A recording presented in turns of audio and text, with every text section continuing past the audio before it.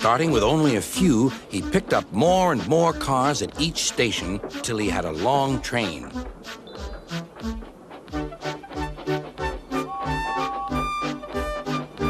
At first, the freight cars behaved well, but James bumped them so crossly that they were determined to get back at him. Presently, they approached the top of Gordon's Hill. Heavy freight trains halt here to set their brakes. James had had an accident with cars before and should have remembered this. "Wait, James, wait," said the driver, but James wouldn't wait. He was too busy thinking what he would say to Toby when they next met. The freight car's chance had come. "Hurrah! Hurrah!" they laughed, and banging their buffers, they pushed him down the hill. "On! On!" yelled the cars. "I've got to stop! I've got to stop!" groaned James.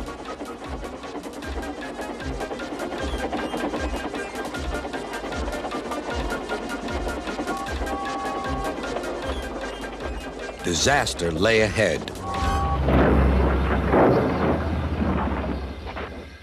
Duck loved coasting down the hill, running easily with the wind whistling past. Suddenly, it was a conductor's warning whistle.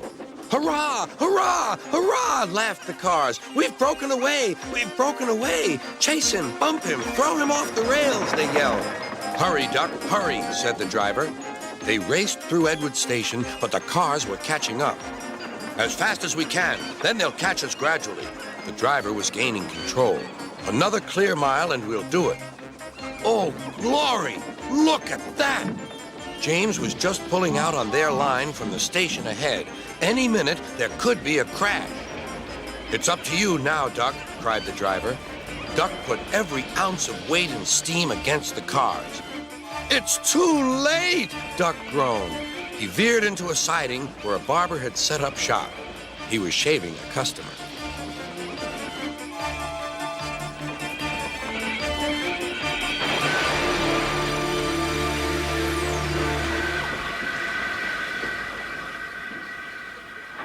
The silly cars had knocked their conductor off his van and left him far behind after he had whistled the warning. But the cars didn't care. They were feeling very pleased with themselves. "Beg pardon, sir," gasped Duck. "Excuse my intrusion." "No, I won't," said the barber. "You've frightened my customers. I'll teach you," and he lathered Duck's face all over. Thomas thought he was being clever, but really he was only moving because a careless cleaner had meddled with his controls. He soon found his mistake. He tried to whoosh, but he couldn't. He tried to stop, but he couldn't. He just kept rolling along. He didn't dare look at what was coming next. There was the station master's house. The station master was about to have breakfast. "Horrors!" cried Thomas, and shut his eyes. The house rocked, broken glass tinkled, plaster was everywhere. Percy knew where he was, even in the dark. Crow's Farm Crossing. We shan't be long now.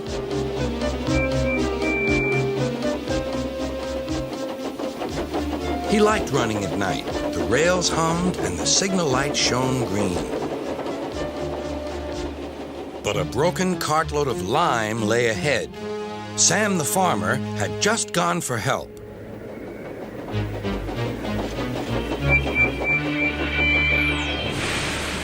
Percy broke the cart to smithereens.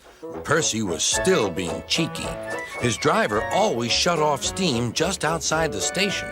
Percy wanted to surprise the coaches by coming in as quietly as he could. But the porters didn't hear him either. Percy gave them such a fright that boxes and bags burst everywhere. "Oh!" groaned Percy.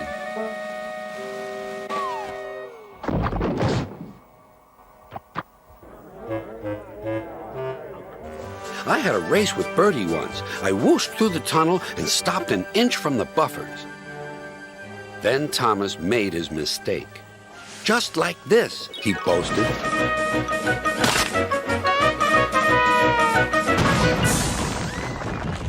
Then there was trouble. As Gordon approached a new station, neither the driver or fireman could apply his brakes. Something had jammed.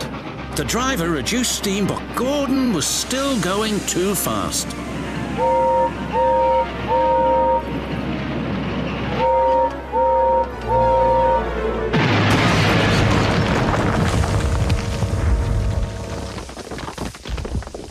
Later, Thomas was travelling home on the same line. He was pulling trucks filled with vegetables. The signalman had forgotten to warn his driver about the crossing. "That's nice, we don't need to stop," said Thomas happily. "Yes, we do," called his driver, but it was too late.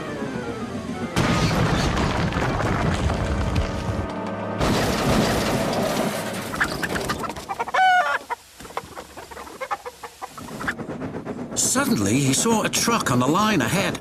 "Get out of my way!" But the truck wouldn't move. Until Gordon forced it. Fog floated everywhere. "I can't see," cried Henry. Nor could his driver.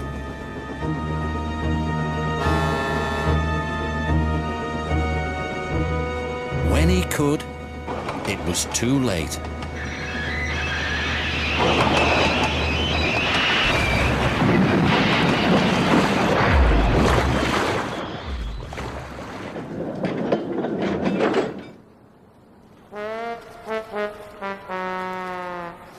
Out on the branch line, Percy was having trouble with trucks.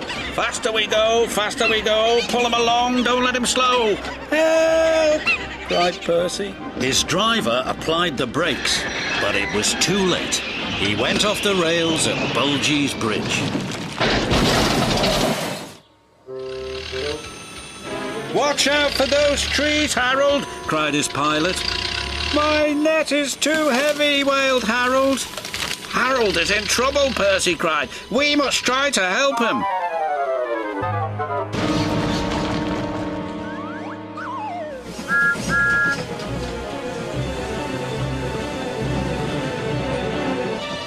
"I can't see a thing," said Thomas. And then, before he could even think of anything else... "But my buffers!" cried Thomas. "What happened to the foghorn?" "I don't know," said his driver, "but at least nobody's been hurt." Diesel didn't know the shunters had set the brakes on the trucks. The troublesome trucks knew, but encouraged Diesel to push anyway. "Push, push, push!" Diesel pushed, and he pushed, and he pushed. But the trucks didn't move, so Diesel decided to pull the trucks instead. Heave ho, you can pull, but we won't go," sang the trucks. This made Diesel very cross. He pulled, and he pulled, and he pulled, and he pulled. Help!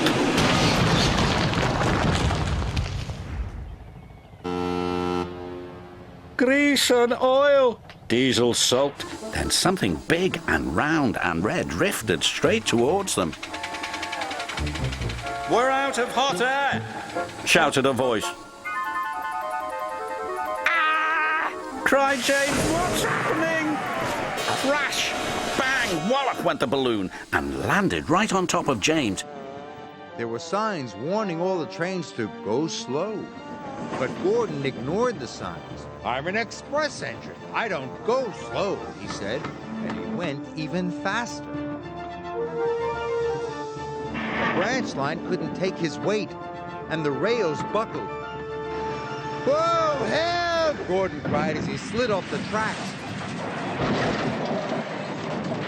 and into a field.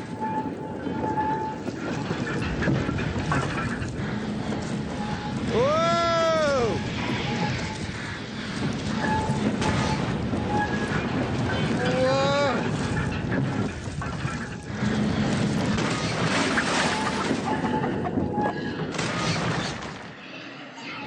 When he approached the chocolate factory, his driver applied the brakes, but Percy's wheels just skidded on the oily rails.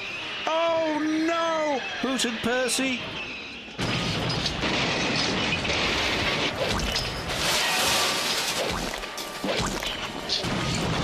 Yuck! He groaned. "I've never been this dirty." Suddenly, he was being pulled up the track by the empty trucks.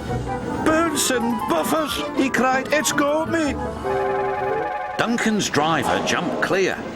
Rusty returned to see Duncan being pulled up the incline.